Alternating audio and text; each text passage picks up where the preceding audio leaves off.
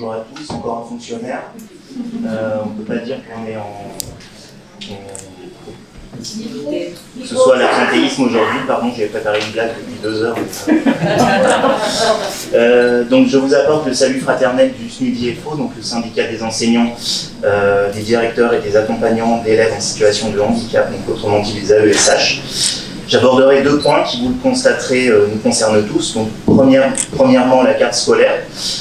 Depuis l'année dernière, le directeur académique de l'Isère a inventé une nouvelle règle, qui est la suivante, donc pas plus de 25 élèves par classe en moyenne sur la commune. Sur le papier, l'objectif est plutôt louable, sauf que pour respecter cette règle, donc de pas plus de 25 élèves dans les classes de grande section, de CP et de CE1, il n'hésite pas à surcharger les autres classes.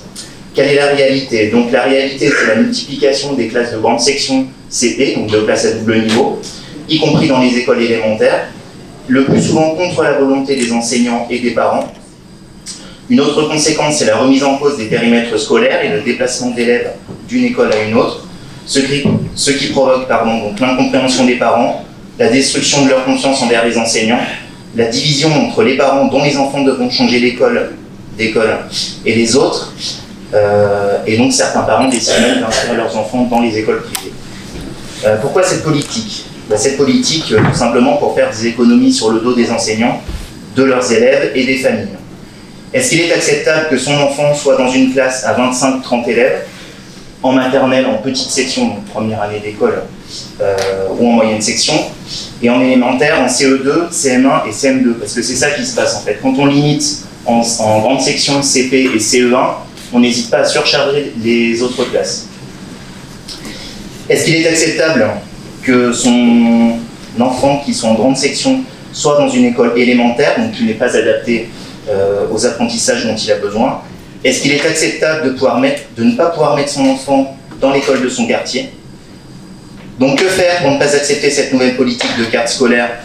Tout simplement, nous, on conseille aux parents de se réunir en assemblée générale, d'y inviter les enseignants, les organisations syndicales, la municipalité, de prendre des décisions dans ces assemblées générales et de demander à rencontrer l'inspecteur de circonscription, voire le directeur académique, si ça ne suffit pas.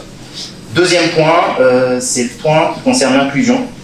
Donc un petit rappel, Emmanuel Macron avait déclaré à la Conférence nationale du handicap en avril 2023, je cite, « Il faut en finir avec les établissements fermés dans lesquels les élèves vivent à part ».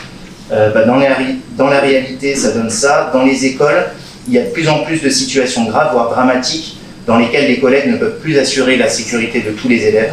L'institution leur demande l'impossible et ne leur apporte aucune solution quand la situation devient effectivement dramatique.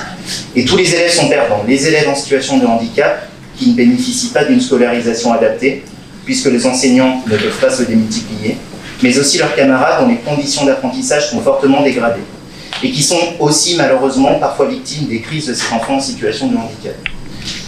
Le 5 novembre, le ministre délégué Portier, chargé de la réussite scolaire et de l'enseignement professionnel, a déclaré, je cite, « Le nombre de places dans les ESMS, donc établissements sociaux et médico-sociaux, avait été limité artificiellement au nom de la promesse, ou plutôt du dogme, selon lequel tous les élèves pouvaient aller en école ordinaire. Une place en établissement social et médico-social coûte 40 000 € par an à l'État, tandis qu'une place en classe ordinaire ne coûte que 9 000 € par an. Dans un IME, donc Institut médico-éducatif de ma circonscription du Rhône, donc je cite toujours M. Portier, 30 élèves sont en attente de place.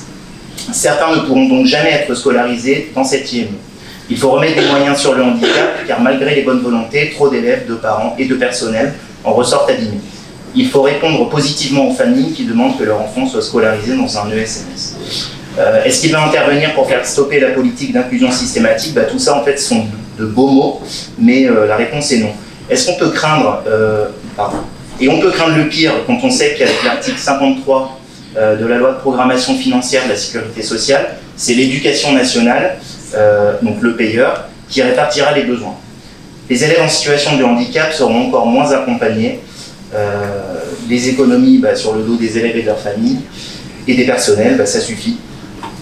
Pour conclure, nous ne gagnerons pas sur ces 2 points, la carte scolaire et l'inclusion, et sur tant d'autres, sans répondre à l'avalanche inacceptable des annonces contre les fonctionnaires, les enseignants et l'école publique. Les 3 jours de carence et les conséquences financières énormes accentuées de la perte de 10% chaque jour de congés maladie supplémentaires, le droit à être malade est mis en cause.